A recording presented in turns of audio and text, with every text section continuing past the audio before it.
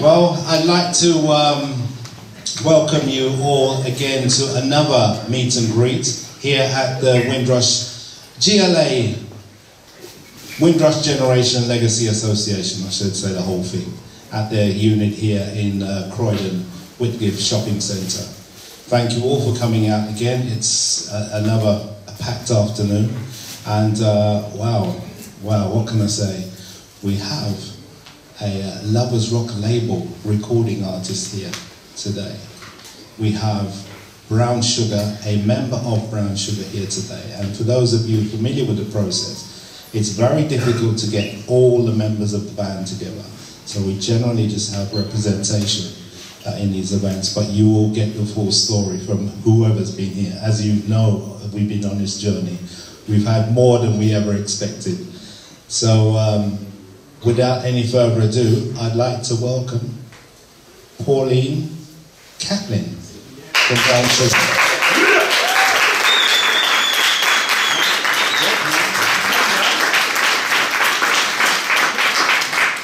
Now, can you do that again, please? Because that's nice. Word up, man. Thank you.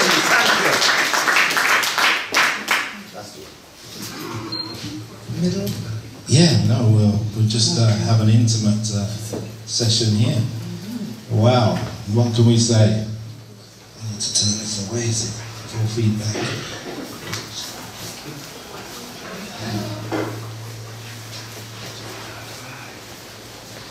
Sounds as if it was ready to feedback. Pauline. Yes. And I'm going to switch names later, you know that. It's going to be, I'm going to try to keep up to the time, but Pauline, welcome. Thank you so much for participating in this process. Really, we're here to document the history of Lovers Rock. The wider project, for those who are not familiar, is that I'm documenting the history of reggae in the United Kingdom. Lovers Rock is a part of that, but Lovers Rock is a special part to us who were born or spent our formative years here in the UK. So, Shezzie, I switched too soon. Pauline, I'm going to get some background information from you, because that's what I generally do. I want to find out about where you're from, essentially because what I try to demonstrate is that reggae music, certainly here, created here in the UK, was a melting pot. We're a melting pot here. We're not all from Jamaica, and I just want to, by asking these questions, is to give people a sense of what sort of a melting pot and where people came from in different parts of the globe to make music here in the UK. So if you can just tell us where your parents were born. So my family is a melting pot. Oh wow. Right? Because my grandmother is Jamaican. Right. And she and two brothers travelled from Jamaica to Barbados as sugar boilers. Okay. Right? So on my mother's side, we have the Jamaican connection, and my grandfather now is Cuban. Right. Yes? And my father is mixed race, so he's Irish, Bajan. Alright, Okay. so so we have a real melting pot in my family. Mix up. Yeah. Incidentally, my father was conceived in Cuba, because anyone that doesn't know, a lot of Jamaicans, etc., went to work in Cuba. So my grandmother's husband was Cuban, basically. Right, Yeah, okay. they came with sugar boilers. Okay. So now, where were you born and raised? I was born in Herne Hill. Okay. in Lambeth Hospital. Mm-hmm. And the year that I was born, my mother said there was 6 feet of snow to dig me out. Oh gosh. So I hate the snow, and we always have a giggle and say, that's the reason why I don't like snow. Yeah. Wow. So take us into your household and explain the environment, the music, and just give us a sense of what was going on in your household musically. Siblings. I mean, go into tell us about the whole family. I have 10 other siblings. Oh, wow. So I have a big family, but it was my parents had some on both sides, 2 and 3. But at home there was 5 of us. I have an older brother, Sam, who used to sing very well. A lot of you perhaps don't know, but my sister is Sister CeeBee. She sang "Stop Hurting Me" and all those kind of songs. Now this love I feel inside is unbelievable. That's your sister as well? So that's my sister CeeBee, or Sister CeeBee. So she was my older sister. I had a younger sister, Debbie, and a brother, before you go on, listen, come on. Yeah. People, there's the CeeBee who is no longer with us. Let's just give us let's make some noise. So without Sister CeeBee, there wouldn't have been a brown sugar. Simple. Yeah. So that was the household. My dad, my mum, and my dad used to love music, and he taught us to sing part using a hymnal. We weren't a church-going family, but he had a hymnal, and back home he used to sing as part of a quartet, and he had a beautiful voice, like a Nat King Cole kind of a voice. So he used to put my older brother Sam and my sister CeeBee and myself and teach us harmony. And, you know, as the story goes, he was really strict, my brother and sister could read the notes, but I could never, and I never let on. I couldn't read the notes. I used to use my ear for harmony, you know, so that's how I learned to harmonise. But we had, you know, Nat King Cole. My dad listened to a wide range of music, the 1812 Overture. I remember that very clearly. Count Basie, used to love Count Basie, Fats Domino. You know, all those beautiful artists back then. We had everything, Doris Day, you name it, we had it coming through the house. And my dad loved his reggae music as well, so he brought the first early Bob Marley into the home. Wow. Yeah. So, 5 of you in 5 siblings in the house. That's right. Right, at one time. Yeah. So tell us about musically what was going on amongst all 5 siblings.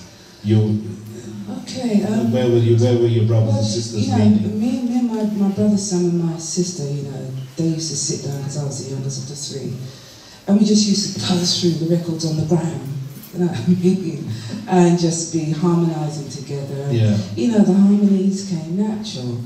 But later on, my sister Catlin, aka Sister CeeBee, she hooked up with a woman called Tracy King.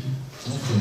And another young lady, I can't remember her name, but they started singing around the American bases together. So like the American bases at the time in places like Ipswich and what have you.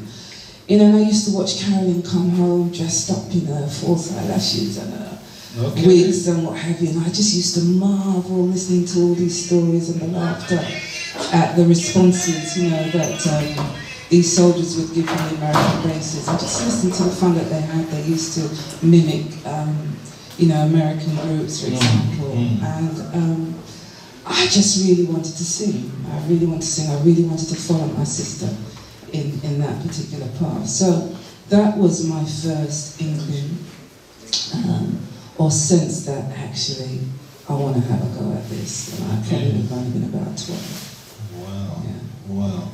So we don't have any more interruptions. Can I ask that you put your phones on silent or just on ring, if you don't mind? Thanks. Right, what I'm going to do is fast forward, and then we'll come back and we'll talk about the journey first. But I've talk. Take them on. Yeah. Once again, can you put your phones on silent or just on ring? Thank you. Take it off a ring.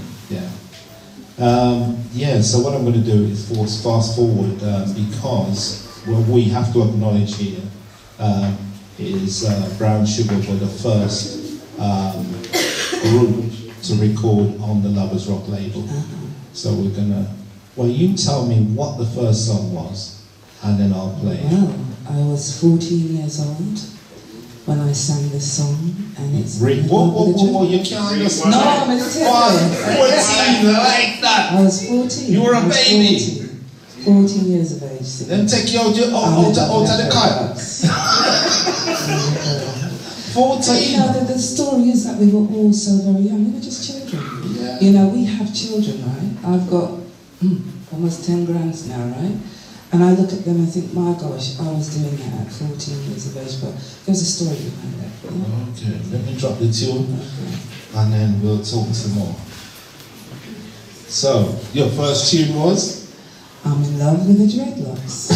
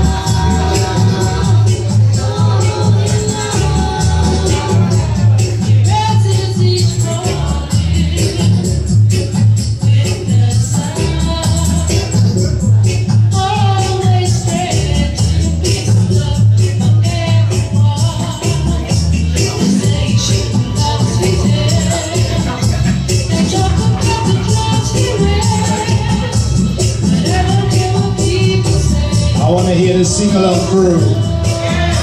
Come on, let me sing out. You know the words.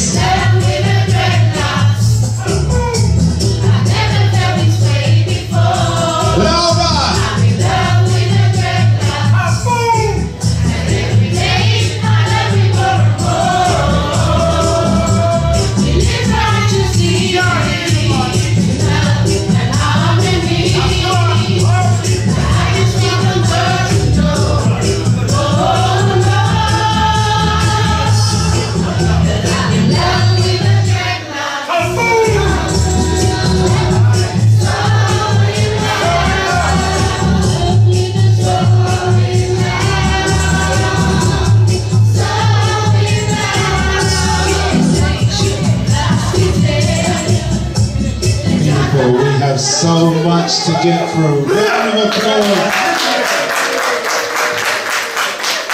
We have got so much to get through, so I'm having to just cut this short because why you got yeah, my assistants. So we've got so much to get through, so we're going to keep it moving. Wow. So let's rewind. So you just told us about 5 in the fam, 5 siblings.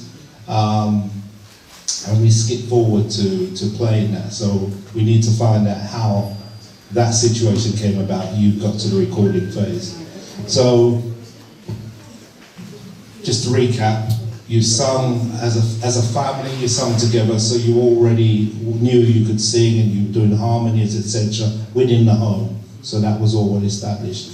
Was there any school activities? Were you doing anything in school, musically, singing or whatever? With the school choir or anything like that? No, vocal training? No, actually, there wasn't. I didn't really have much access to much at school back in the day, if you remember. We had a music block in secondary school, but I got banned. Huh? so you know, and there are reasons behind that, which I won't go into, but yeah, nothing happened in school for me. Just that, I mean, do you drink? I don't drink, I don't smoke. So I can't loosen up your tongue.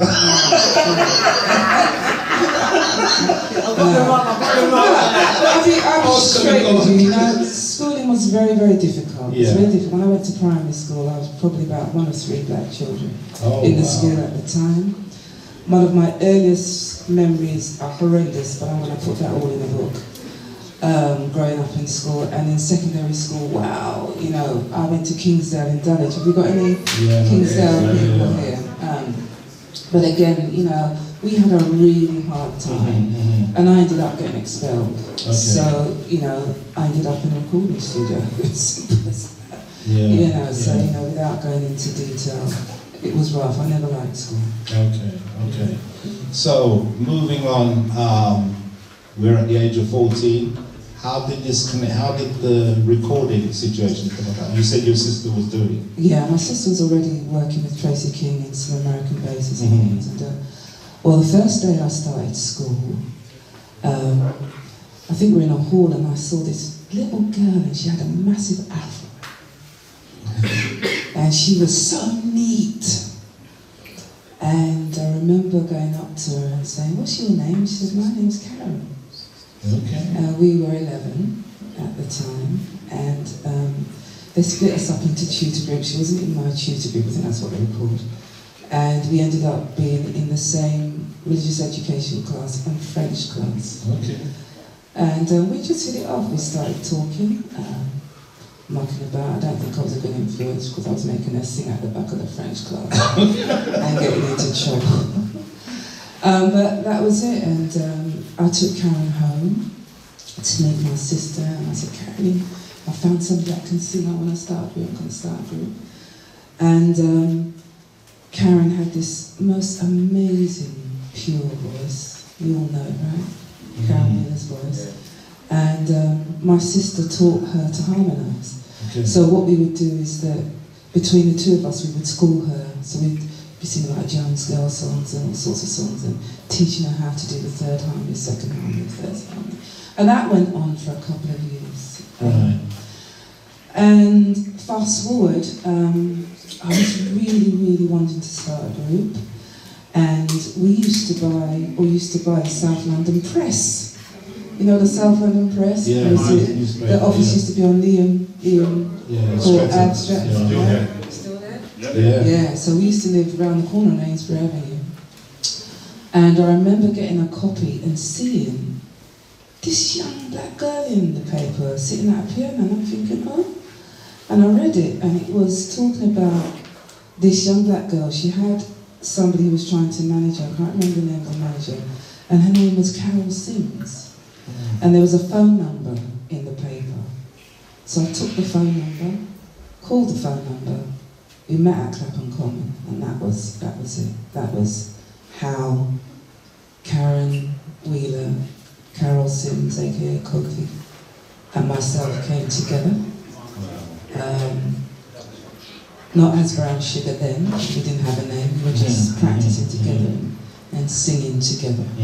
Yeah, so that's how we came together. So you contacted her with the intention of starting a group? Yeah, right. Yeah, and she was up for it. She was up for it. So right. we came together, and that was it. I wish the others were here though, because they probably have some memories that I don't. You know, but that's how it happened. We met on Clapham Common. Wow. And the rest is your history. Yeah, yeah. Beautiful. Come on, peeps. Let's hear it. The formation of Brown Sugar. Yeah, wow. Okay, so you're all at home now, and I assume all the rehearsals and were at your house? They're at my house, Karen's house, either my house or Karen's house. Okay, okay. So you said you saw your sister coming back from, is it the army base or wherever, and dressed up in things. Did you start to visualize in terms of image as well, or was it just focusing on the vocals at the time? I think at the time we were focusing on the vocals, and when we used to rehearse by my house, you know, as it goes, we didn't have a name. And I remember we were standing up in the kitchen and we were mucking about, and my mum said, "Well, why don't you call yourselves Brown Sugar?" And we said, "Oh, that sounds really nice." She goes, "Because your skin shades are different colours of brown sugar, like muscovado, demerara." Yeah. So it's not the other brown sugar, because we're not dealing with that. Right? So that is how the name Brown Sugar came about, and it stuck. And talking about the costumes, I mean, I started dreading at the age of 14. You know, this is my second time around. So I was always the one who was perhaps the most quietest and rootsy, and that was kind of like where I was going musically, because I was very much influenced by Israel Vibration, Bob Marley, all that kind of music at the time. And so I wanted to be a rap in my head. I actually got suspended from school for rap in my head. Okay. And my mother came and defended me. That was my journey, my rebellious journey. Because I wanted to dread up. I wanted this identity. And so I was teaching the other two how to wrap their hair. Sometimes I'd have to wrap their hair for them to go onto stage. And my mother, being a seamstress, would make her garments that I would draw, I would design them. Okay. And we would go and look for the material and make our garments for, like when we performed at Bouncing Ball, for example. And things like that. So, Whoa. Okay. So, you're rehearsing. I just, let's get to the connection with the recording process. So you were good enough at that point? How did it? You take me through. Well, there used to be a place down the bottom of the road called the Cat Whiskers, and next to it was like a bowling alley. There was Stretton bowling alley, you know. So we used to mash up the boys then playing table football. Okay. I think if Leroy Green was here, is Leroy here?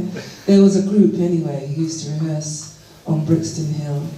Gosh, the name escapes me. Please forgive me. But there's some boys that used to rehearse in the basement of a house on Brixton Hill, and they used to come up the bowling alley. And, we used to be playing table football and whatever down there, and must have been singing or something. And one of the guys said that he had a band that we needed to come down. And so we started rehearsing with this band in the basement. And one of them was friends with the daughter of Dennis Harris from Dip Studios, based in Brockley at the time. And we were introduced to him via the daughter. And so that's how it happened. And basically, it just happened so fast, We're in the studio, you sing this one, you sing this one, you sing this one. The harmonies came to us natural. I think the beautiful thing about Brown Sugar was that natural synergy of voices when it came to harmonies. And at a very young age, I think Carol was about 2 years older than myself and Karen. So, there was that which was quite unique. And like I said, we would spend most of our times up there having fun, as you do when you're young. And that's what it was about, just having fun. And I remember him coming up with the Lovers Rock label, showing us the label, and vaguely a lot of things taking place at the time. So essentially you joined Dip as opposed to the Lovers Rock race, because that hadn't been... Dip. We do, Dip. Yeah, so you're part of Dip. Dip. Dip. And at the time you had phenomenal musicians and producers such as Dennis Bovell and John Kipai, who were a part of Dip and around at the time. So what I'm going to ask you to do is tell me the second song that I need to play from your catalogue. Okay, so I was at 15 when I sang this one. 15? Which is, tell me which one to play. Hello, stranger.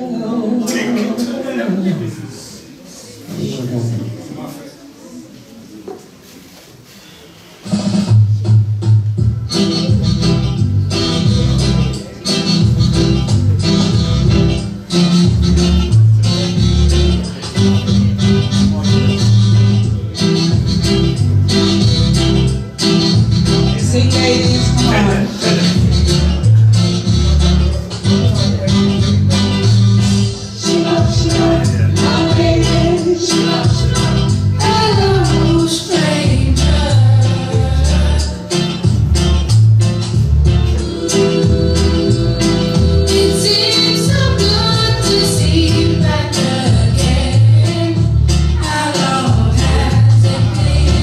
Come on, people, louder! Hold on! Living legends, man. Are you serious? You get me?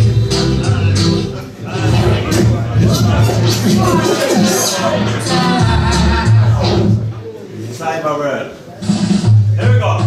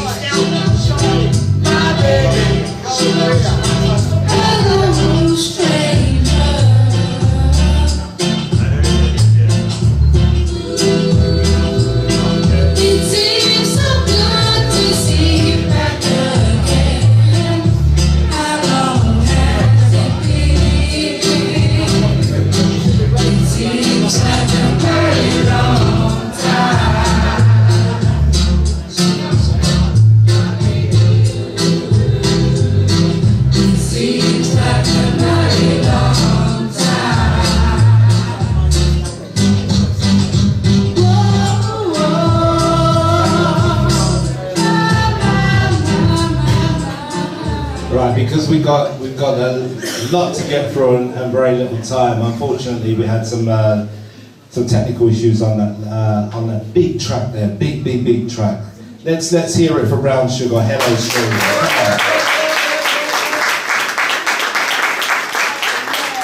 Yeah. So just going back, Pauline, on the very first track we played, "I'm in Love with the Dreadlocks," who was singing lead on that? That was me. Like I said, at 14. Right, you were the lead vocalist. And who was the lead vocalist on Hello Stranger? That was me again. Okay, there you go. Come on, peeps, come on. 14, and you think about it. You look. Most of you look like you can have children of the age of 14. So just think of. Imagine your child at 14 being in a recording studio and singing and putting a song out. So big things. That's the enormity of what we're dealing with right here. So, Pauline wants me to play the next track, which is Black Pride. Now,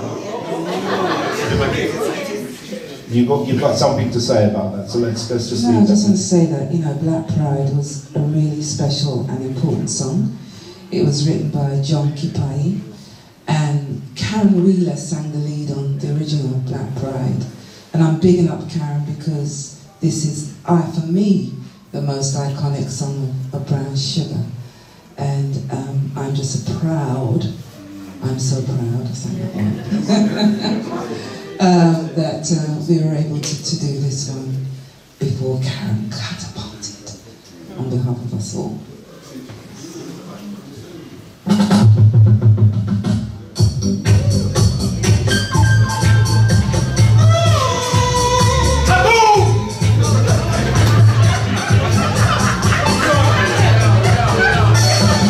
Sing to the top of your voices, come on.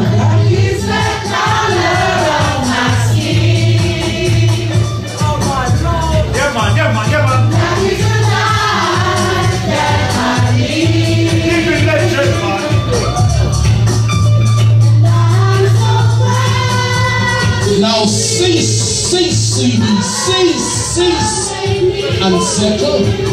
It's like boiling water in a kettle. Come again! That is like this one. Yes, just reach in the house, Yes, only for artists that entertain an house. From the top to the very last drop, big tune, identity tune. And I have to say, this raised our self-esteem when we heard songs like this. So, come on. Helped us feel good about ourselves after, society is telling us we're worthless and locking us up and all kind of foolishness, giving us poor, as you talked about, poor experience in the school education system. So when all a tune like this come and tell us to be proud of ourselves, oh my goodness, big tune.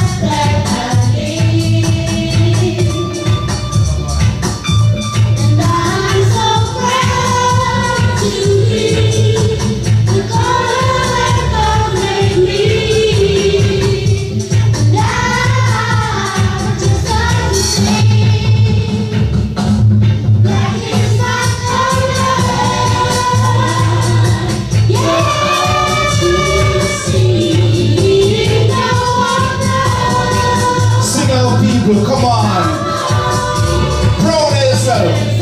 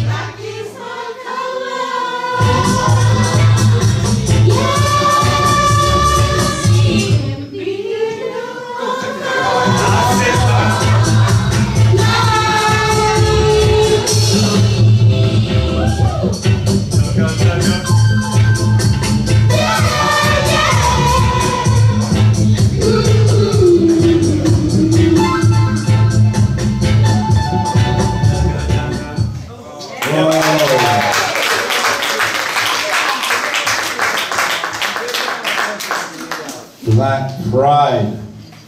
Are we feeling proud in here? Yes. Who are these two ladies? Look at that picture. Oh, yeah, let me do my research. Who are these two ladies? So that was myself and Karen. Karen had asked me to start dreading her hair for her in that picture. So I started Karen's locks for her that day. And we were standing in my back garden. So I think we were about 15 and a half then. Yeah. Wow. Wow. So, we're in Dip Studios, recording studios. Just tell us, you have started a bit, but just tell us about the recording setup, the writing process, and just give us an insight into what happened. Well, we didn't do any writing with Dip as such, because most of what we did were either covers. I'm Another the Dreadlocks was written by Junkie Pie, and so was Black Pride, written by Junkie Pie at the time. And then they would pick whoever they wanted, sort of suited the lead for that particular song, as I've said. And basically, you know, it was like you're in a dark basement, and you know, in Hello Stranger, you can hear that gritty, earthy kind of vibe that, you know, the Dip Studio gave at the time. And, you know, we just went in there as, you know, green, young girls at the time, and did our thing, you know. You do this, you do that, find the harmonies, which we did, because we were practicing well before we even got to studio, so we knew about harmonies. And it, you know, it happened. So in terms of the music process, was the track built before you started? Yeah, the track was always built before. Always built before, Always built okay. before, So then you were given it to take home, or? Well, no, what would you take it home? Like, Cassette, that's right. No, okay. So. That's, you know, we'd just be done. We'd spend hours. Okay. Hours. So that's where it was all done in the studio. Yeah, everything was happening up front. Okay. Yeah. And your parents, they were all cool about that? Well, do you know, my mum at the time was separated. She was single mother, you know. Right. You know, I have to say, we grew ourselves up now, back in the day. You know, and was it safer than it is now? I think so, to a certain degree. You know, so, yeah, and most of the times, you know, it was summer, you had those hot summers of 76 and whatever, you know. But yeah, we spent most of our times in the studio. In the studio, in New Cross, hung around. Long hours. Long hours, okay. Yeah, so tell us about the chemistry, because what came out of the Lovers Rock label, certain chemistry, is an iconic label. At that time, did you realise, because I mean after the birth of the label, people were then going into shops and then asking for, Lovers Rock. Have you got anything on the Lovers Rock label? We became accustomed to a certain sound. a soundman or anyone that used to be a collector and go into record shops, sometimes you would just go in and buy something, almost everything on a particular label. If a label really delivered high quality and what you liked, you wouldn't even have to hear it. You'd just say, give me something on that label, whatever you got on that label. And I think the Lovers Rock label became that way. At that time, were you aware of, I mean, it was just really romantic reggae or called back in the the name Lovers Rock coming about. Had you any idea the power of the label at that time, or not? You were just singing? No, because like I said, it was the beginnings of something, I think, for all of us, even for our generation. Not at all. And I'm still to this day amazed how 3 young girls paths can clash at such an early age and achieve what we did as brown sugars. You know, that's amazing. I have to give props to Christine, because Christine from 15, 16 and 17, but that was in my environment at the time, and her, myself and my sister used to hang out quite a lot. You know, but they were at Deb and we were sort of like this, but we were all friends. So there was a lot going on, and I remember groups like Black Harmony and other groups, you know, that were around coming after Brown Sugar, you know. So there was this explosion of lovers rock music. Was Brown Sugar lovers rock group? I'm not sure, because I'm in love with the Dreadlocks. I guess it was. You know what I'm calling it? Conscious lovers. Conscious lovers, right. So it was more conscious lovers then. I'm a conscious lover, that's why. So it was more that then. But no, I don't think we really had an idea that it would lead to something like today. Okay, so Pauline, I didn't want to be mischievous, but you've gone there. Oh no. Yeah, you mentioned 15, 16 and 17. You two groups were running the town hot. Was there any rivalry between the two groups? Not at all, because me and Christine, we just, because when I used to be at bouncing board, she used to love the way I used to just jump around and dance, and she used to love my dancing, and I used to love her dancing, so we used to ramp together. And a lot of people don't know that after Brown Sugar, myself and Christine and my sister, we started singing together as the Crystallites. So me, Simi and Christine, we sang on the Let's Make Africa Green Again together. But then we were the Crystallites. You know, I was looking at the interview you did with 15, 16 and 17 and Christine, she's as mad as ever, you know. And Christine and Radek was sat here, right? And I started to cry. I was crying my eyes out because I miss my sister. And to see Radek there, you know what I mean, it just took a piece from my heart, man, because I said, I want my sister, I want my sister said. But we have memories, you know. Like I said, we were good friends because she lived south and I lived south. In South London. We just used to move together. But no, there was no rivalry. There wasn't that competitive, like how I see it today. I'm going to be straight. Do you understand what I'm saying? There was more community, and there was more of an excitement for each other.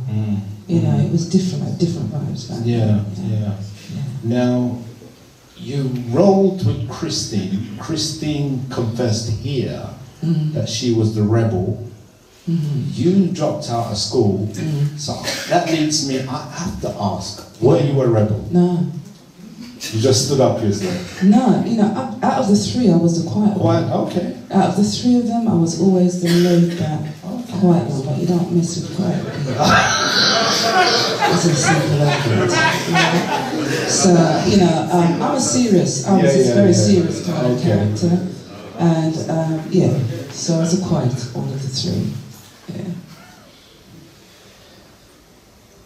Lovingly yours, Karen. Yours truly, Carol. Yeah, they made that. I am yours, Pauline. Black Pride. So that was the cover for Black Pride.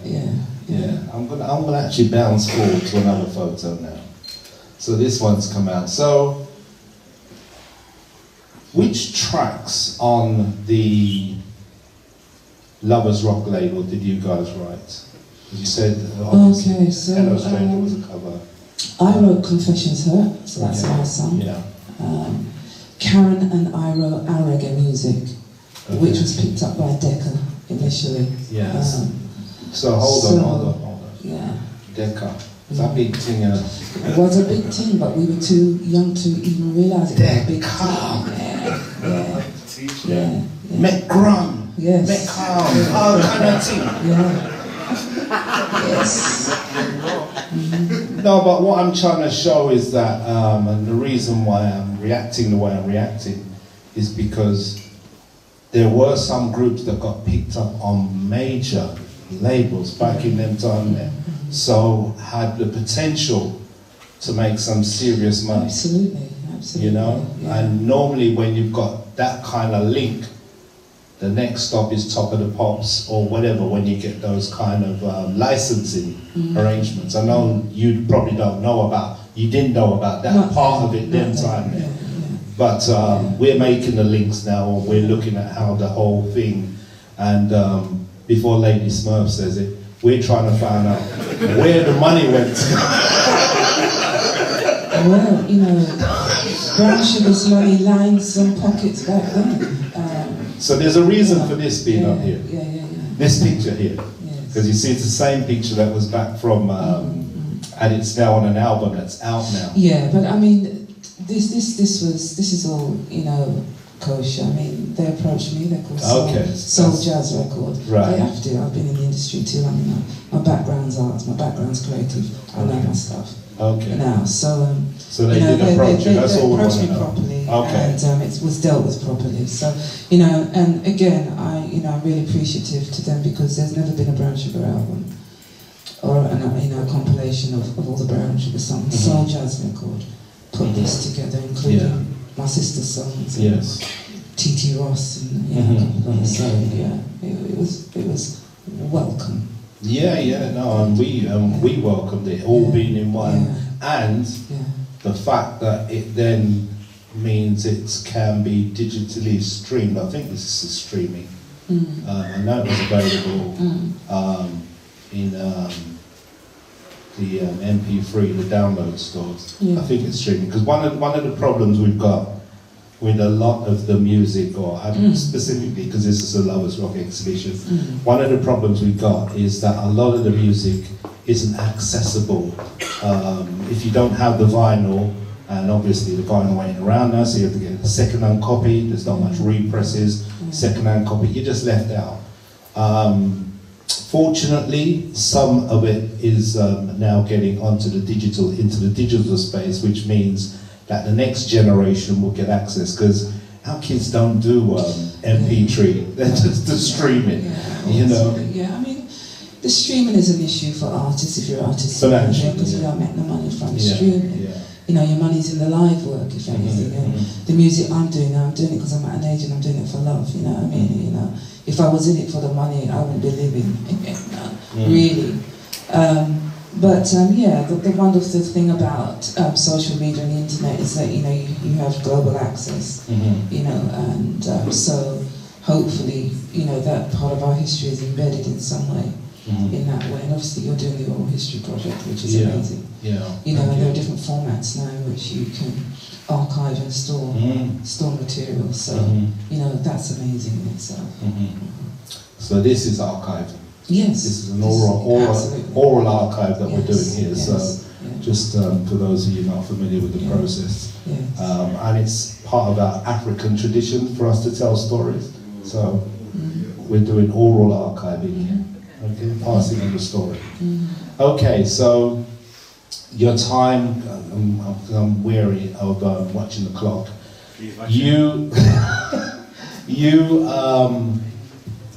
Let's move on now. So the Lovers Rock label didn't have a long time span. So what happened? You put out a few songs. You're doing well. We haven't talked about your shows. How are the shows organised for you?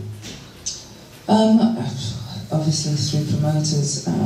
We played Bouncing Ball a couple of times. But you didn't have a manager at the time? No. So how did that all happen? We were all managing ourselves, and I guess it was friends of friends of friends and people that knew each other in a community network. So, you know, we were just asked to perform, and we performed. We were rehearsing with a band. If I kind of wind the clock back, Brown Sugar kind of pulled away from, well, we did pull away from Dip. And I was approached by Winston Edwards of Studio 16, and the girls were very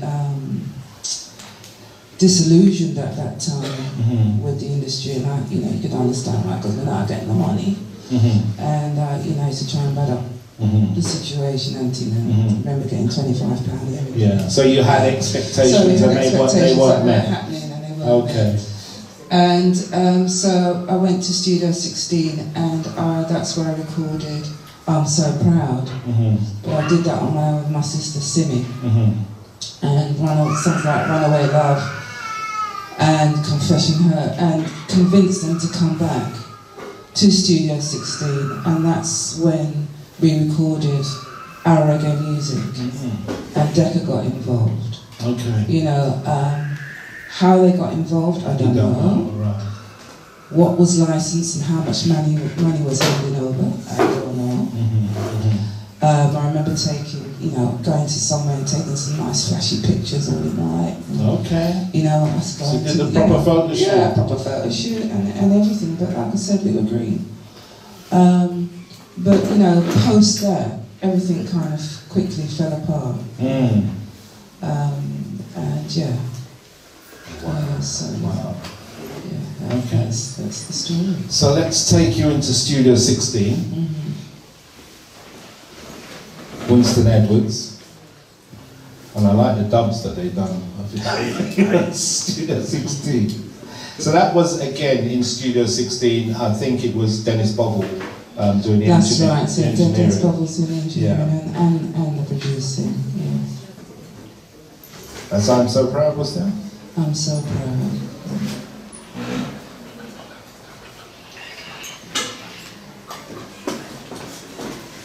So would you say at that time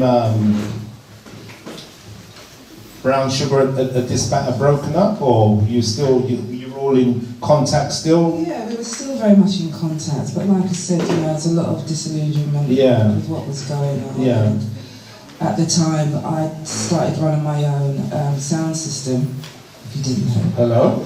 Called Sister Charge. Hello? Yeah. Female sound system? Female sound system, yeah, called Sister Charge. What ends? So it was more sort of like New Cross, that ends kind of thing. Yeah.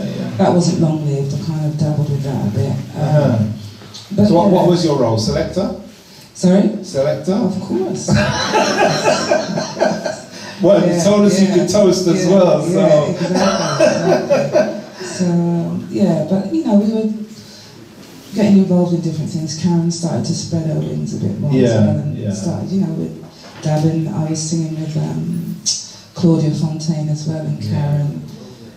Claudia, amazing woman, amazing vocalist. Let's hear it for Claudia Fontaine. We've got a picture somewhere. Claudia? Yeah. I know she was at the last exhibition. Yeah, probably around that time. Yeah, so let me play. This is your first Studio 16. I'm So Proud. Yes. Okay. Love my dream. Oh, yes, yes.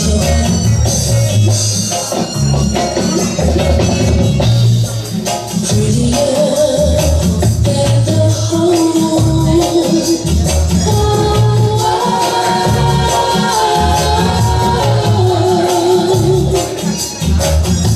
And I'm so proud.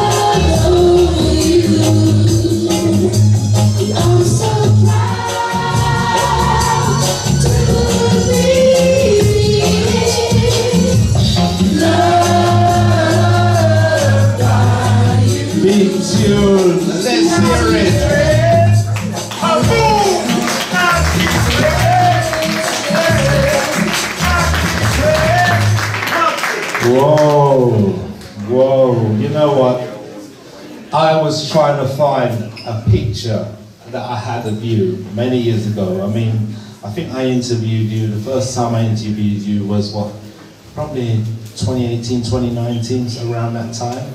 And I'm not sure if I told you during the interview that there was a picture when my daughter's grandparents, they had a picture of you on the wall. Studio 16 had done a photo shoot of just you. And it said Pauline brown sugar. I never took that picture when they passed because I didn't think I had the right to ask for the picture. I knew the value of it, but I didn't even take a photo of it. All I've got now is a memory of that photo of you. And now I'm doing the exhibition, I'm like, that photo should be it. Well, it's a poster. It wasn't a photo, it was a poster. I mean, I remember my mum had the poster, but I don't know where it is. Yeah, wow. So this is now, we're in Studio 16, Winston Edwards. Yeah, wow. And that sound that was coming out there, we're getting the extended echoes and all of that type of thing. So what was the experience now being in you've had a different experience. What was this experience like? To be honest, it was fairly similar. Okay. I think Winston Edwards set up shop a bit more professional in that he had an office. He had musicians passing through, quite a few musicians and bands. I remember Maxi Priest used to be in and out of the record shop.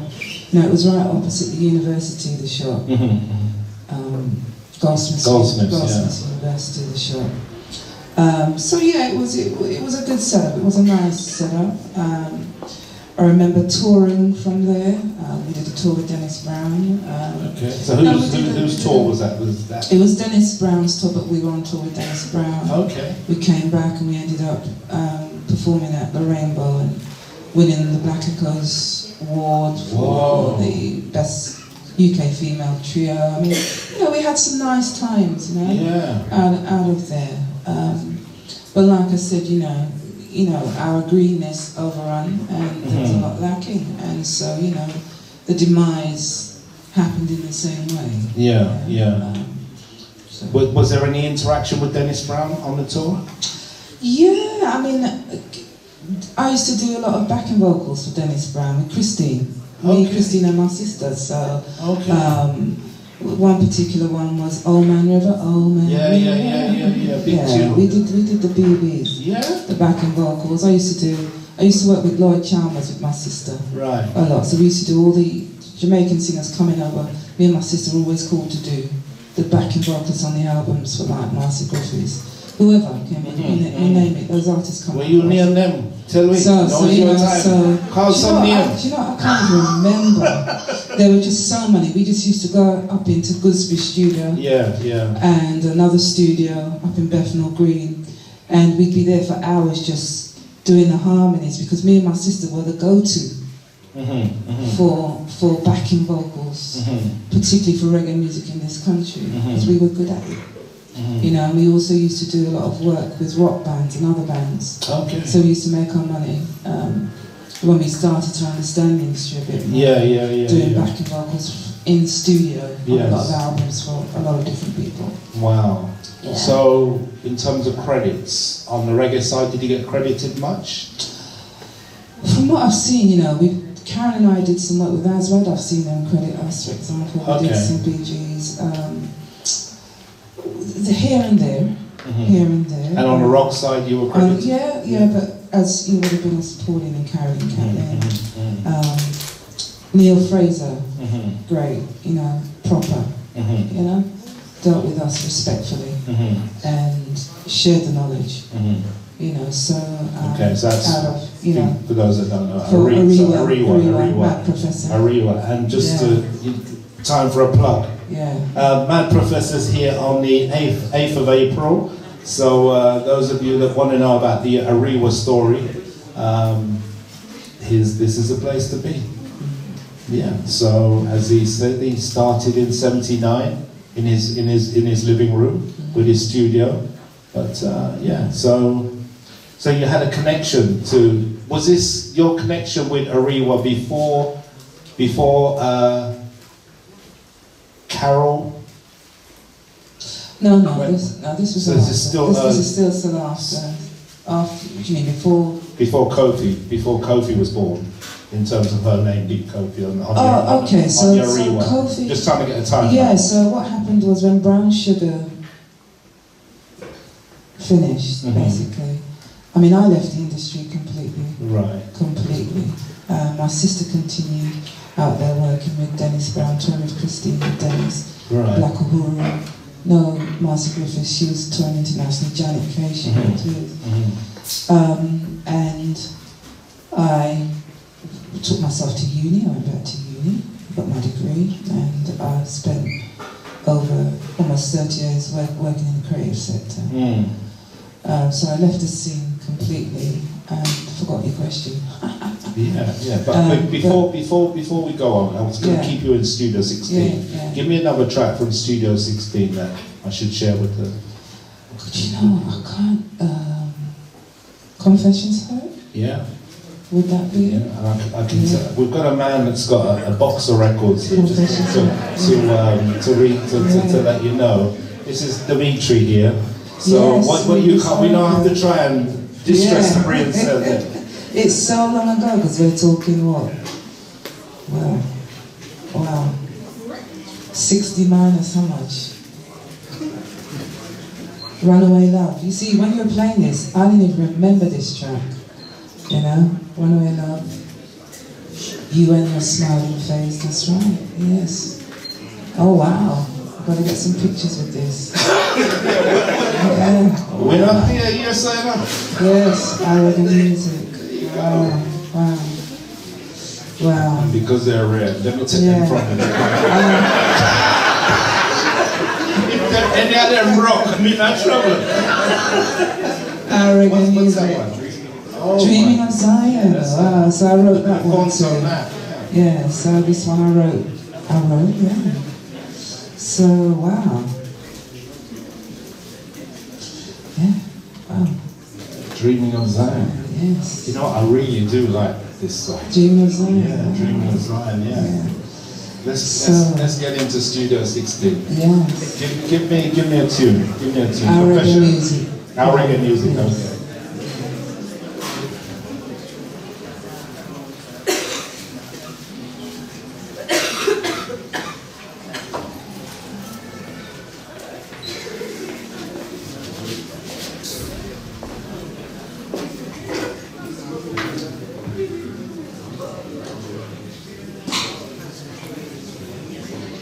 But I can't get the stuff to.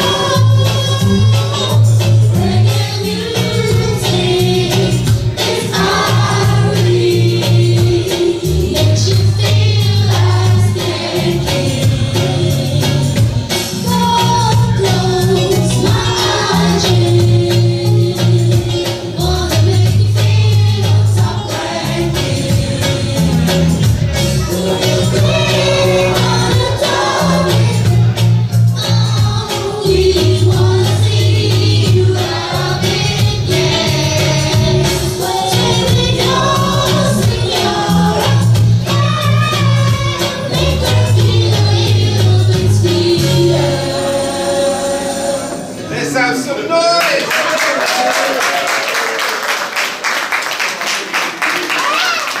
That's the one, man. Big tune. That's the one. Skanking time. Skanking time, people.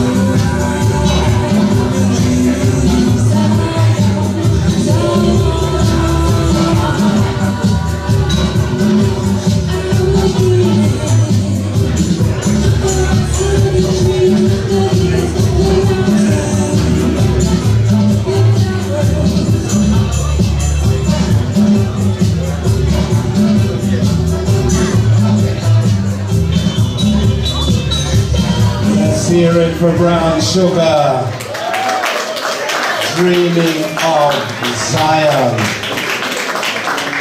So people, this is kind of different today in that we have just dealt with the Brown Sugar aspect of Pauline's music career. She went through a transformation, a metamorphosis, and she is Shezzie now. However, this is a Q&A, and I've asked the questions about Brown Sugar. It's your chance now to ask some questions about Brown Sugar before I move on to Shezzie. So, yeah, let's see if this mic will behave itself now. And if you've got a question, please raise your hand and let us know your name before you pose the question. Anyone? Anybody. We're all shy today. Nobody shy? Anybody? Did you avoid me? Did you just avoid me? Nobody know anybody. I really hate tall people, you know. Pauline, Shezzie. I don't know how she is who's 40. Name. Oh, my name? Yes, please. Lady Smith, how's that? Yes, DJ Lady Smith From the back of yard. Yard family. Are we streaming live now? Yeah, with my godson's on it. Okay. Yeah. I know you started at 14. Did you ever imagine that someone like Multimedia and people would really give you the accolade that a lot of, because I remember 15 and 16, they didn't expect all this to happen. They didn't even think, I think it was the Sidonians, they didn't think that people remembered their work. And how do you feel about that? You know, I have to be honest, you know, this is quite emotional for me, and it is a joy to see at least this recognition happening by somebody who's taken the time, like Colin, to say, do you know what, I'm going to do this, I'm going to research this, I'm going to document this history for us. You know, so for me, you know, that's amazing. That's really amazing. And I could never imagine this. Thank you. And I just hope Yes. that this is a catalyst, and this is a catalyst for others to do the same. But- I can't do it all. But Colin, we have to, guys, got to give Colin a round of applause. He's sitting there a bit humble. And I know the work that you're putting in this heavy, Colin. So even me, a younger, yeah, listen, I'm learning. And we're all getting re-educated. We thought we knew what we knew. We don't know nothing about your system. We are all learning. And I'm really glad that we're getting on this this history. journey here. We have learned so much that hasn't been written and that hasn't been told. Yeah, it's an amazing opportunity to be able to tell this story, especially I want to say because, you know, the beginnings of reggae music, lovers rock music, has suffered so much in this country. We haven't benefited from it at all, even though we've laid the most important foundation. It was a part of our struggle. And so many phenomenal artists have been born out of this that have gone on to greater things. And if, you know, if that's a legacy in itself, and I'm proud of that, you know. Absolutely, phenomenal. I just want to ask, but first of all as well, I want to say big up CeeBee, CeeBee, the voice of the people, you know, CeeBee, yeah, man, respect. Yeah. I Just want to, let people know who you are. You might You might not want to, but do I have to get up and walk and scan? alright, I'm just Screechy, yeah, a lot of you might not know me, but you've heard of me, you must. Yeah, I don't like to, you understand, I just down to earth. But I want to ask you something because I've been in the music business from a long time, right? Also an artist, but respect you and your music enough. But I just want to ask you one thing. Did you know when you was doing those songs, what kind of trouble you was getting us men into? I was too young to understand, yeah? So, It's real talk, that's me, you know, that's just Screechy, I'm sorry, but I just go straight to the point. It don't make sense to go wrong, you understand? But, I mean, you understand, and when them say, a lot of people, we might know here, but a lot of young people, when we say rub out the pleat of their skirt, and we say it's wallpaper music, did you know this was, if you want to have a decoration, you have a party. so I hear, but I wasn't allowed to go to those parties. This assist touched me because I have to show you Queen respect. See, and I had to come because there's a brown sugar and I made it an effort Oh, wow. to come here tonight. Yeah, I'm today. sorry that we're all three out here, but I'm glad to respect. still, you know, so, yeah. To represent Yeah, of course. So I'm just saying, boy, I want ball, you know. True, we see you.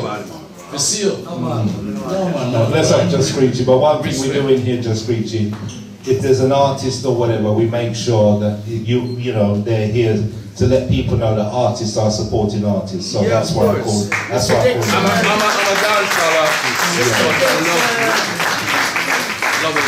Yeah. So we got Gary Revelation Dixon in the house. Revelation. Yes, Colin. Yes, Gary. Pauline. Yes. Respect. Yes. Much respect. My question is, if you had a chance, if you had a chance to do things differently from back then to now, what would you have done, and what kind of advice would you give for people coming into the industry?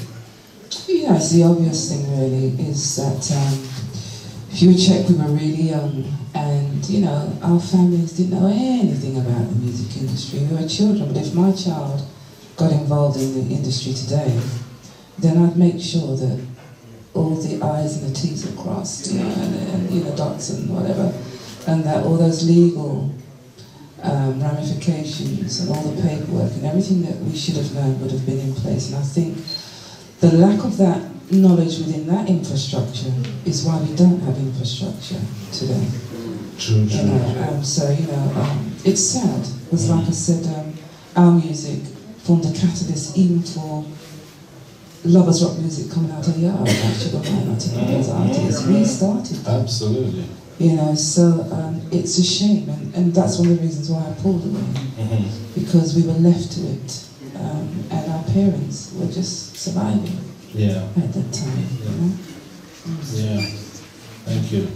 Anyone else with a question? Yes, we have our next one. We're up next tool. Yeah, hi, I'm Clem, music lover. I just wanted to ask, what inspired you to go back to go to university, and what did you study? Wow, that's a loaded question, I went through a profound spiritual experience and change quite earlier on in my life, and like I said, I was disillusioned with a lot, and I was really interested in culture, and I went and did anthropology and communications because I wanted to look at race in antiquity, which I did, and I wanted to look at all the negative and evil ologies out there, which this whole system is built on. Every ology is a man-made theory, which is based on racism. So its beginnings are very racial. And I ended up, after that, after getting my degree in anthropology and communications, working, a lot of people don't know, I've been working in Croydon sector of the Arts Council, and I was sitting on a lot of panels and representing cultural diversity with a lot of known individuals in the sector, fighting for black arts at the time. So I spent a good 30 years doing international research into business incubation for black arts and the arts movement per se. So that for me was a complete change in direction. And so hence my hiatus from the reggae music industry for a good 40 years.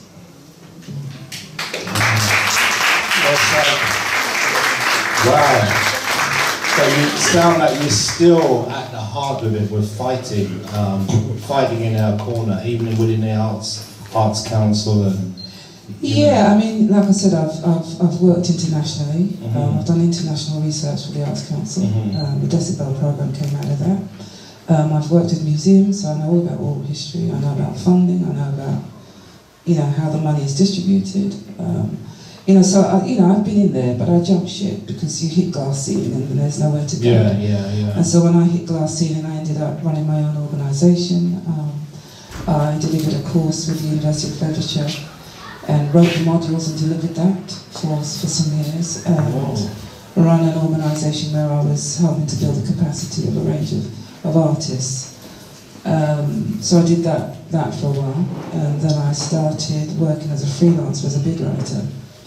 So that's what I have been doing over the last 30 odd years. And then when I lost my sister Sim, I decided it was time to come back to music. But as my rebirth, put it that way.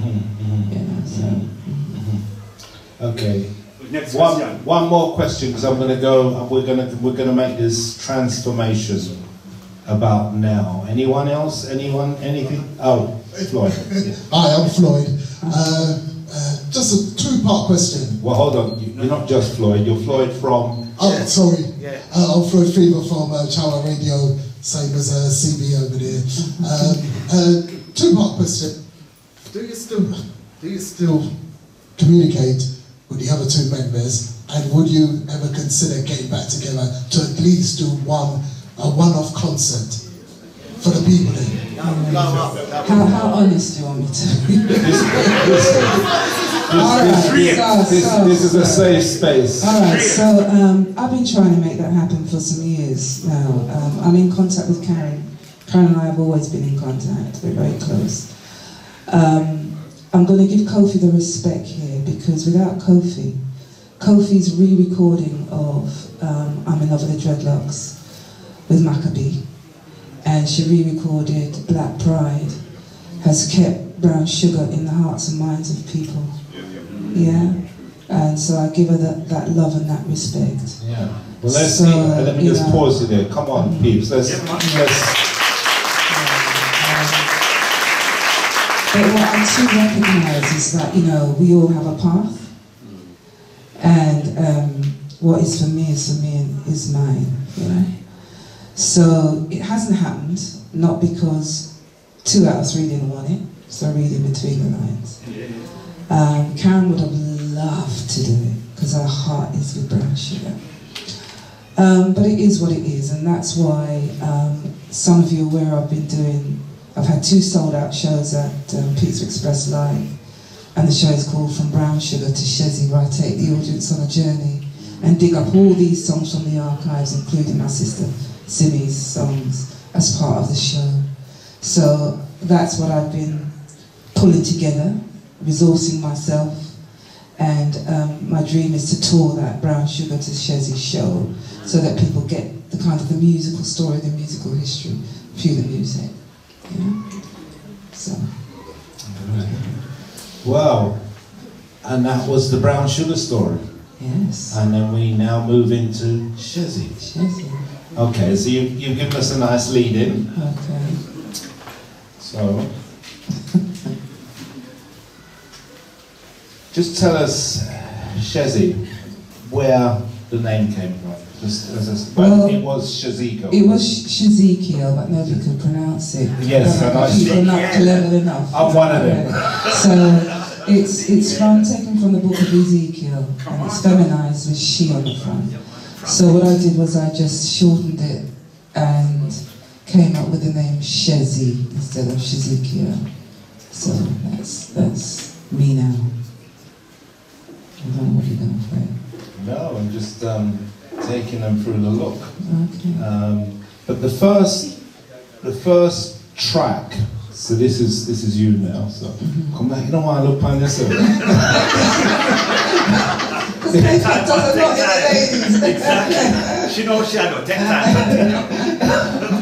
No, we have a little relationship. So, you know, yeah. So when I saw your rebirth, when I saw you coming back in the scene, what struck me was how polished your imagery. It was just on point. It was beyond the reggae, kind of the normal reggae. It was just on another level.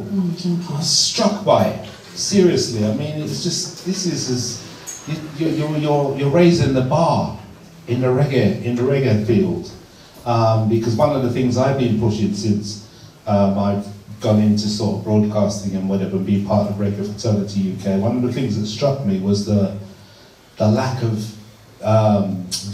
music videos from UK reggae scene. So I've been pushing, and then slowly I can say now, since 2015 I've been pushing to right now. I'm happy with the level of output now, and the fact that and I didn't do it because you can talk to people till you're blue in the face. But I thought what I'd do was I would create peer pressure. So we created a platform whereby all the videos are on there, all the latest videos are on there. So when people are seeing their peers there and them see them, I get left. There's no more argument, because we did as part of Reggae Fraternity UK, we had an open town hall meeting where we asked. This is when we were forming the organisation, and in fact I should remember that you were one of the first artists that performed for Reggae Fraternity UK. Didn't really know you then, but yeah, I remember you performing for us at our first. My first performance at Shezzie. Oh, Shezzie, okay, so that was down at in Cole Harbour Lane, the Market House. Yeah, so that was my first meeting with you. Yeah, I've lost my train of thought. Anyway, let's get back to the videos. Yeah, so there wasn't many music videos, so we created a platform, created the peer pressure, and where we are today now, as I said, the level of output, I'm happy with the level of output now, because when I used to go to Jamaica and I used to see the poorest of man starting out in his reggae career, he's made a music video. And I'm like, what's going on with us over here? So when we had the town hall meeting in Cole Harbour Lane, one of the questions that came up was, music videos, and people say, oh, we can't afford it, but the hip hop guys and the grime guys, we're using their mobile phones to make. And we just said the quality on the mobile phone is so good, you can make music videos. But I must say, the UK reggae artists are now on point, and I'm satisfied with the level of output, because I'm the person that puts the videos up, and yeah, 3-4 a month is reasonable now, yeah. So, congratulations for you being on point, because again, your music videos, wow. Yeah, so that detour you took, and what you learned in the creative side, you've just brought into here, and you've raised the bar, seriously. The first track I think I got was Beams from Heaven, I think was the first one. So I'm going to run Beams from Heaven. Yeah, I got Happy foundation. Yeah. I don't know, Shezzie, fearless no.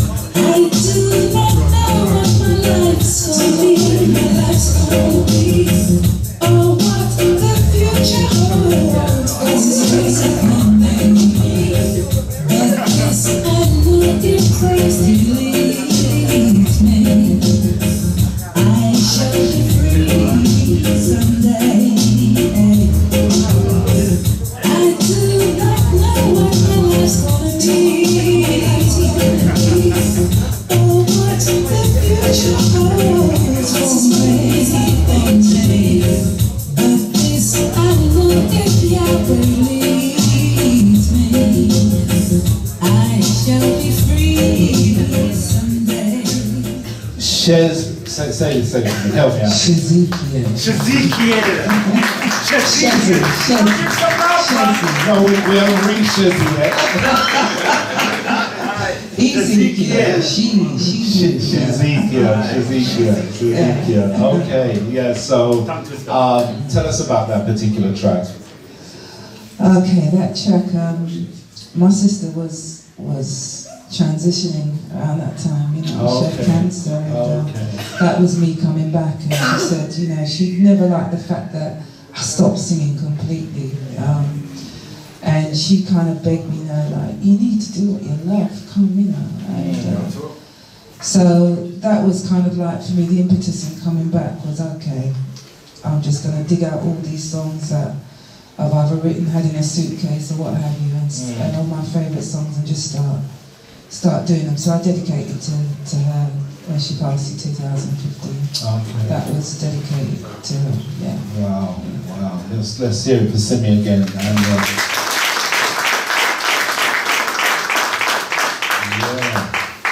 So, you did an EP, a message from you. Yes. I'm not going to say that anymore. I can't get it right. Shezzie says it. Ezekiel. She, and then put the she in front.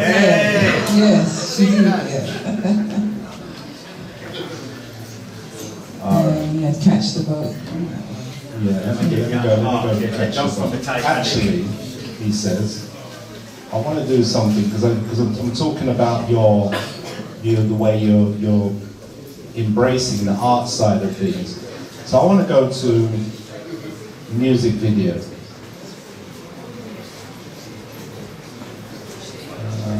Catch the boat. Let's go to Catch the Boat.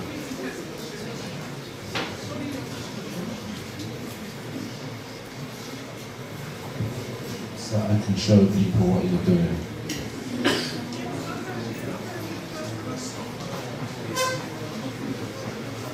Just bear with us because this is real time things.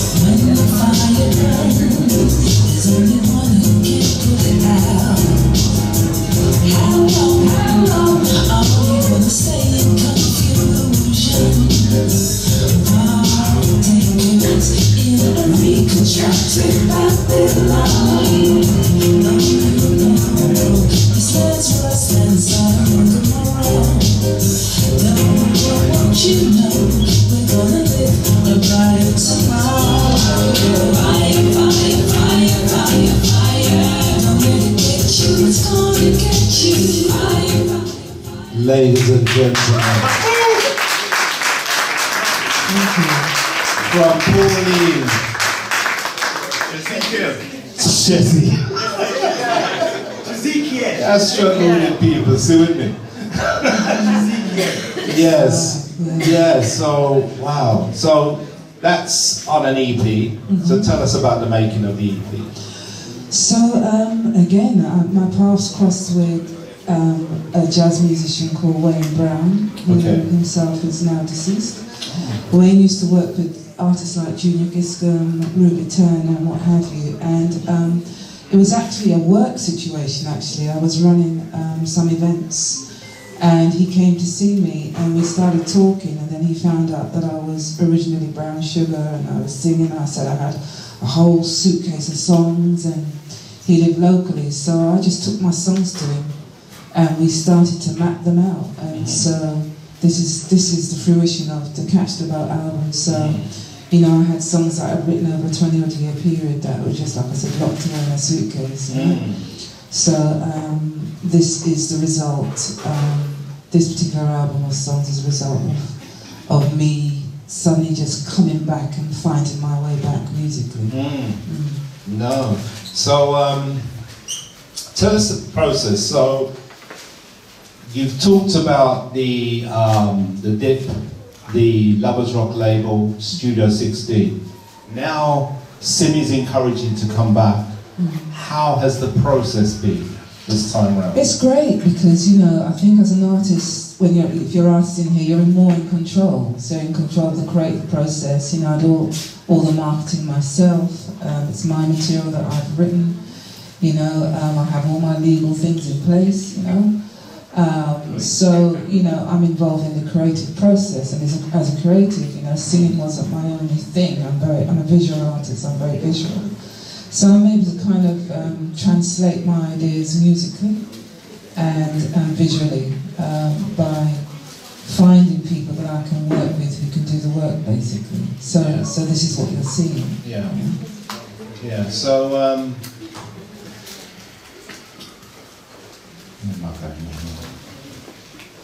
You're asking me about the process. Yeah, no, I'm trying to stick with this particular album because you came out as an EP first, and then it was a full-blown album, if memory serves me correct. Yes. And I interviewed you. I think I interviewed you when the album came out. Yes. Yes, when yes. the album came out. Yeah. So tell us about these musicians, this set of musicians you had on that particular album. These musicians was just. This was just in somebody's front room, basically, in Wayne Brown's front room that we put this album together. Really? Yes. Okay.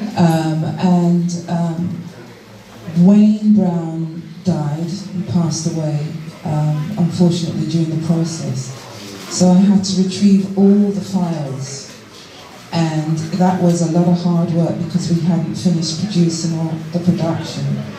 And so I recreated, for example, Catch the Boat. I did it with Bubblers. Yeah, because I remember you saying when the EP came out, it wasn't quite sounding the way you wanted it sounding. So the version of Beams from Heaven, not Beams, Catch the Boat, the remix, remix, which is the video. And what I said to you when it came out, I said, now this is Catch the Boat. Exactly. Because the original, the bass, for me, it was too light. It was light. It wasn't there. I mean, I know what I want to hear. Yeah. But like I said, it was salvaging something from a very beautiful relationship with Wayne. And just making sure that there was the evidence there that we did it, we completed it. He didn't take the full journey with me. Yes. But we did it, and I was heartbroken, obviously, because I'd lost my sister the year before. And then I'd lost Wayne, and I'm thinking, what's going on? You know, I'm just coming back into this thing and coming like, just crosses, you understand what I'm saying? He's just following me right now. And it's like, I'm thinking, maybe I shouldn't be doing this, you know? But I kind of decided, no, you know, I've really, I'm at this stage in my life where I've got to really come back to my first love, which is music, you know? Simi was right, I said.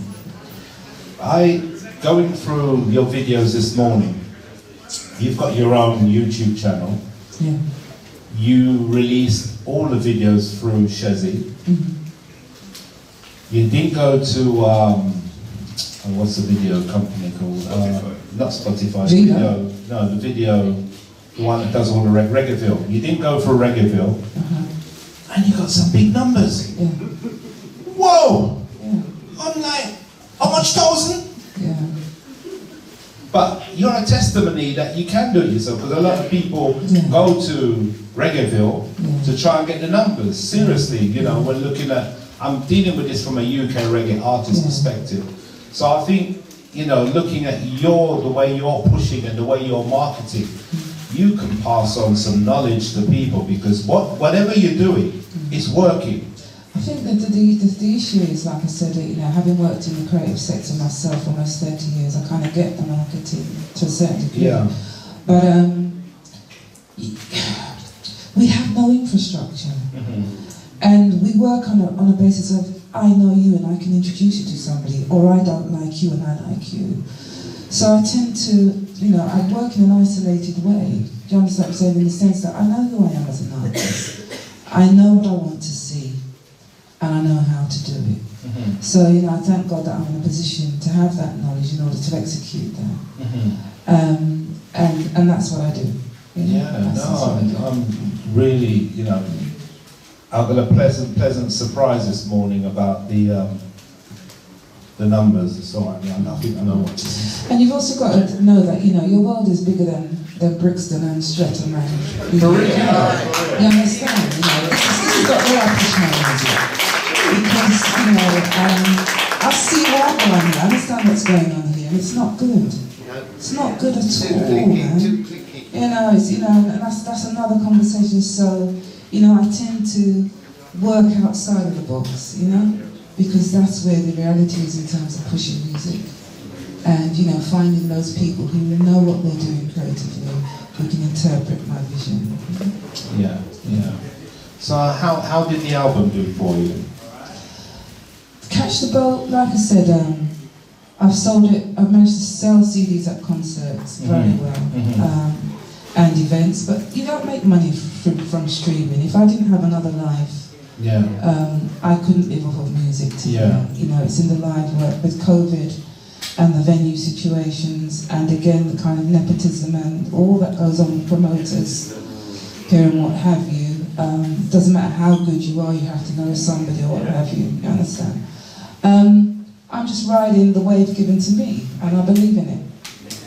You know, so, you know, that is it. Like I said, you know, I didn't know I was going to be here 50 years later or 40 years later. I didn't know that this would have been in my path. So I'm just having the time of my life. I'm not from nobody, no money, nothing.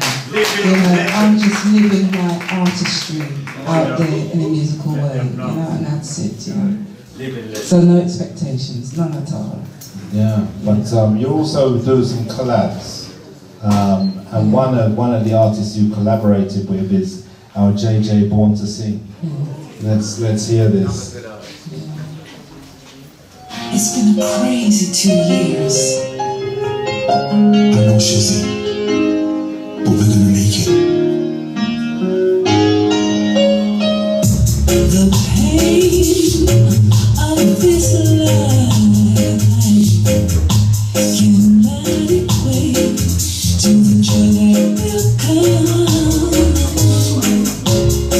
I'm gonna dry my tears and get ready,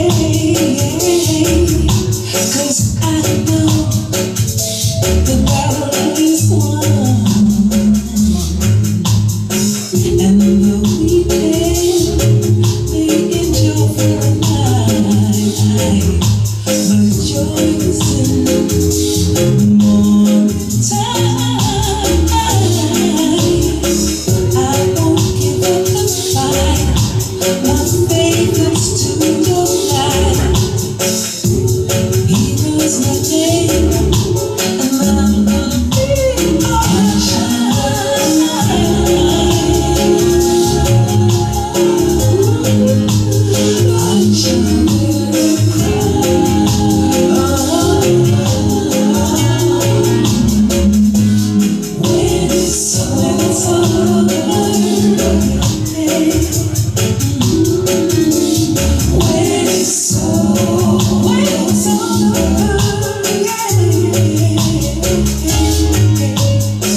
Those tears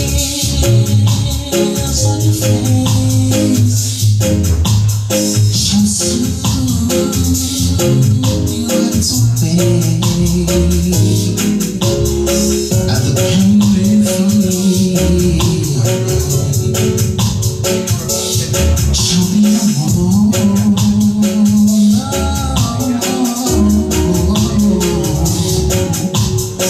Can you imagine that glorious day? The woes of this life shall pass away, and we all shall be,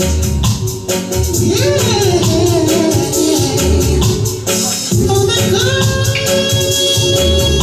I say,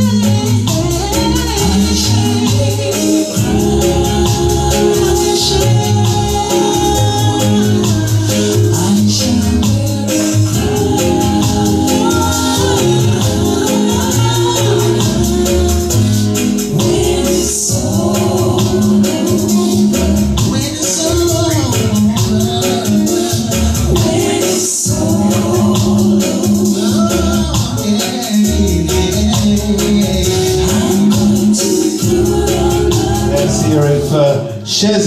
JJ born to sing.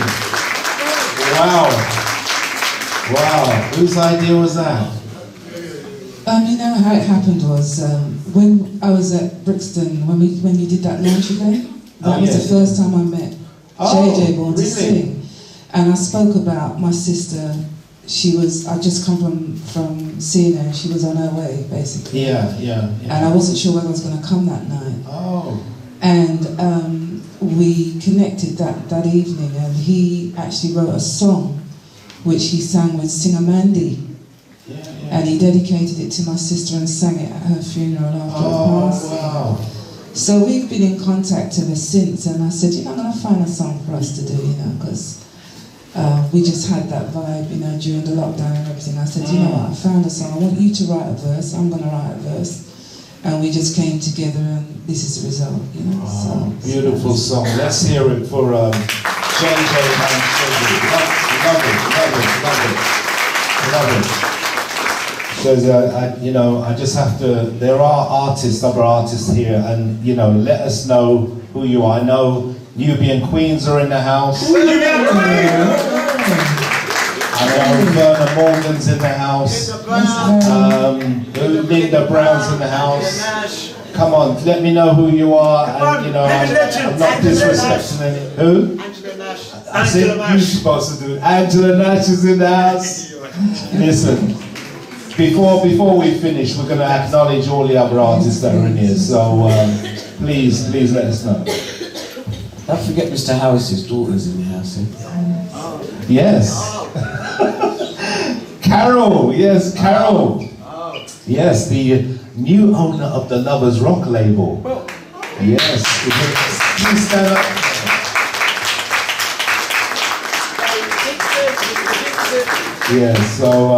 So Barsley in the house.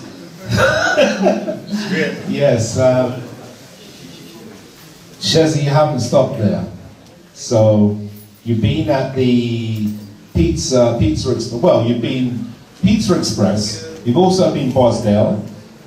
Bosdale didn't happen, actually. Oh, that didn't happen. Okay. So you've been Pizza Express twice, isn't it? Twice. Yeah. Now, this is what I'm talking about. I'm watching you. I'm watching how you move in the industry. And I'm just seeing, you're just coming back with confidence and doing things the right way. So it's not a little odd show here. It's like, I'm Shezzie. I believe I can fill an auditorium and hold my own. And you're doing it. You're doing it. You're taking your time and you're building up. I'm looking at your views on YouTube and I'm like, wow, just literally this morning doing my research, rushing and whatever. I'm like, that's some big numbers under your YouTube. And I'm like, wow, Shezzie. Inspirational. You're going on with things, man. Serious. Props. I give thanks. Just give props. No, because many have been out and come back and still gone back to the old way, if you see what I'm saying. But no, you've gone away, you've learned, and you're doing it the right way. Now give her the props. Show her some love. Seriously.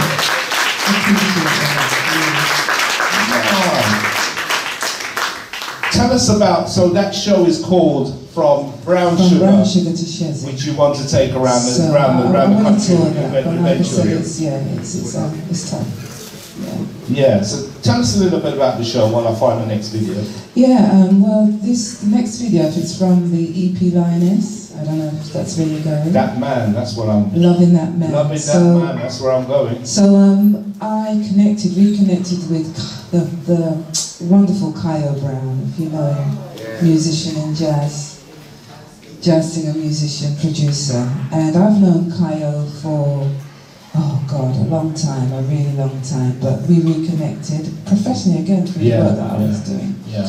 And I just approached him and said, listen, I've got some songs that were favourites of mine when I was growing up. I Can't Help Loving That Man was the first song I learned to sing when I was young, from start to finish.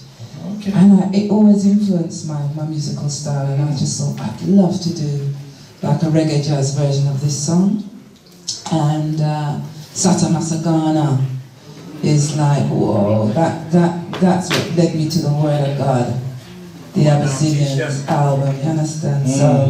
So I wanted to do that because that used to be me and Simi and my brother Sam's favourite. We used to rinse those harmonies, boy, that whole album together, you know? And so I wanted to do, I'm going to see them next week. Okay. But, you know, I just wanted to do a tribute. So I'm kind of like in that phase. It's like I want emptiness before I, you know, translate. You know, I just want to make sure that everything creative that I have is emptied, you know, because it ain't about who likes, who don't like it. It's a gift, you know, it's given. And so, you know, my idea is that I'm trying to use it in a way that is excellent to the best of my ability, and that's all it's about, really. You know? Okay, so this is the track that you first learned from start to finish? Yes.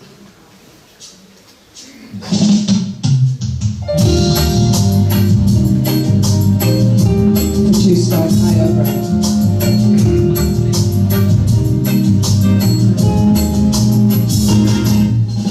Fish got to swim and birds can fly. I'm gonna love one man till I die. Can't help loving that man of mine, of mine. Tell me he's lazy, tell me he's slow. Tell me I'm crazy, maybe I know. I just can't help loving that man of mine. Ooh, when he goes away, that's a rainy day. And when he comes back, that day's fine. The sun will shine. He can come home as late as can be.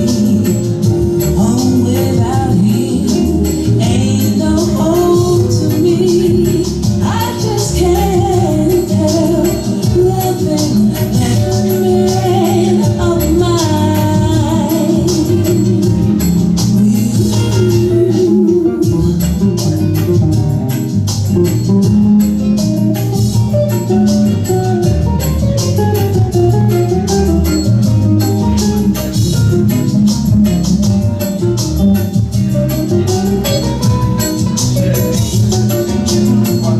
Shezzie, people, let's hear it for Shezzie once again. Loving the jazzy vibes on that one. OMG. Wow, very classy, very classy.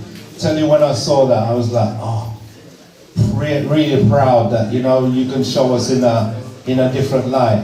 Wow, love that video.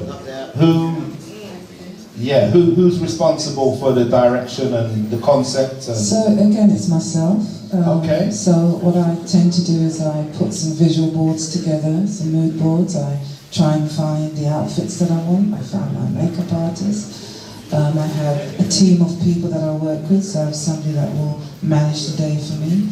And I work with several videographers, but this particular videographer, you know, we work through the scenes together, the shots together, and we create the vibe. But if those of you who follow me online would have seen that before this, I was putting out some calls on Facebook for couples to come forward to be a part of this video. And in the end, I had some old friends and some people that I knew that turned up to do the shoot in Peckham, a space in Peckham. So it eventually came together. So, you know, I see it and then I just pull it together, basically. Wow, no, amazing. And the drummer in there was Leroy Green, my very first drummer. Right. So, wow, yes. full circle. Yes. Full circle. You did mention one other track then, which I was, you know, you preempted me. Yes. On the video team. Yes.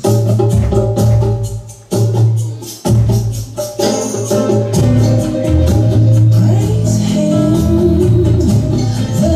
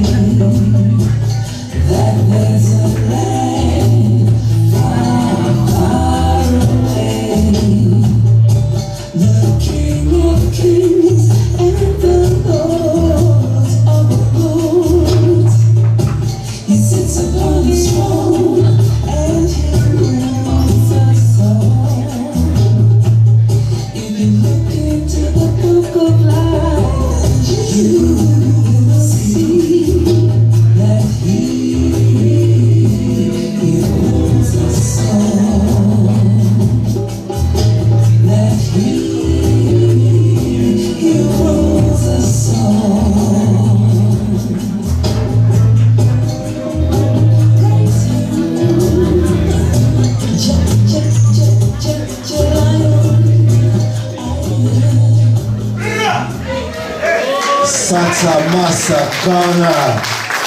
In a different style. Whoa. Big tune. As you said, that album, seriously, the Abyssinians was on repeat in my yard too. Listen, it changed my life. You know, so it's a perspective from a warrior queen, you know, kind of style. Absolutely, absolutely.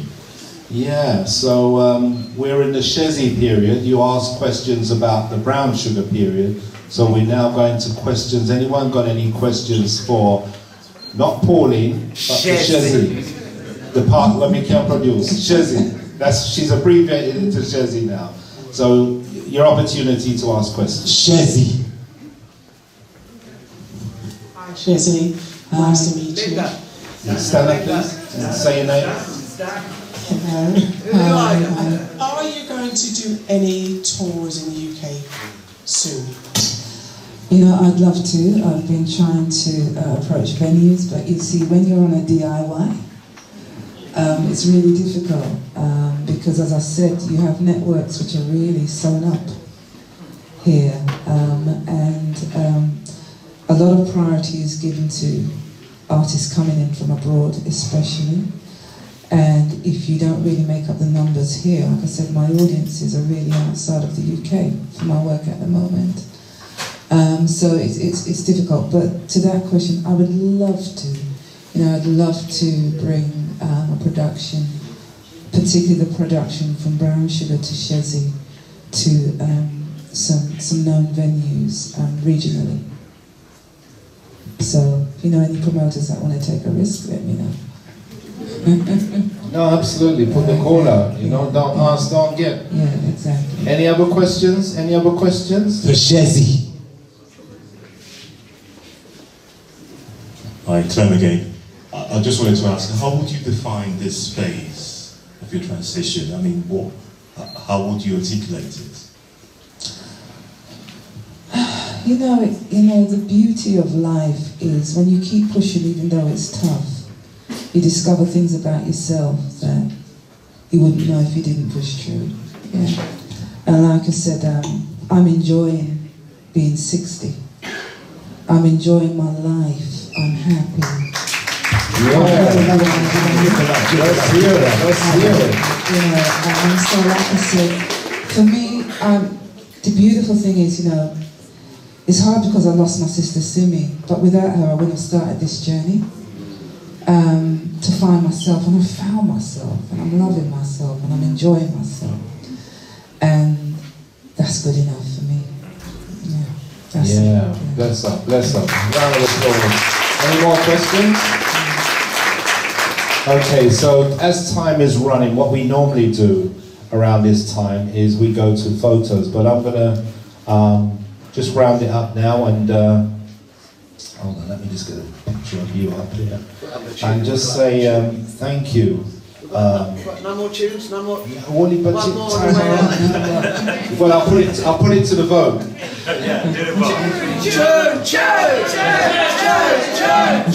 Yeah, but not whether I'm going to play a tune. What tune? Which tune do you want? It got to be Black Friday. Confessions. Huh? Confessions. People, you have money? Show money.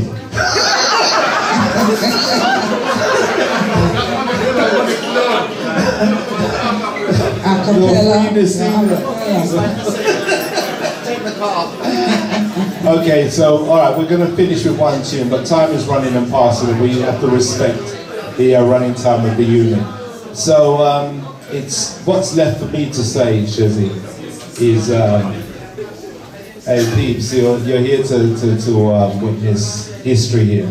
So it's just left for me to say thank you for coming. Thank you for sharing your story with us. You've all seen now that Shezzie has got a YouTube channel, she's got a website, just Shezzie.com. Yeah, Shezzie.com. Well, actually, look behind. That's all the information you need is behind us. So yeah, just if there's anything you'd like to say to our audience. Yeah, I just want to say thank you, really deeply thank you for coming out, not just supporting brown sugar history, supporting us on this journey and supporting Colin, who is now the vessel, the vehicle to make sure that this is embedded in our story, our history. Enough love, enough blessings. Really appreciate you, thank you. You're welcome. So we'll just get one Kodak. Just get one Kodak moment. Get the paparazzi in. The paparazzi